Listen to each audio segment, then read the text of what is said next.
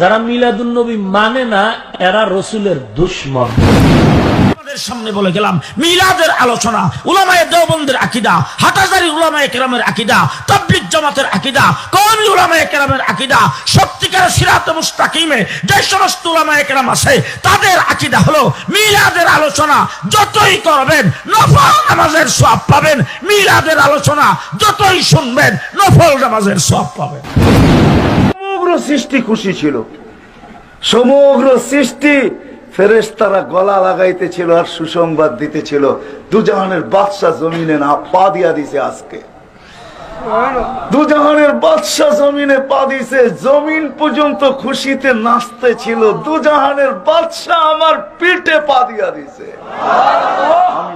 আপনার হৃদয়ে আছে, আপনি কি মিলাদুন নবীর মাস আসছে, আপনার মাস আসছে কি হয়েছে? অন্যান্য মাস যায়, আপনার কাছে কি হয়েছে আপনি বলেন।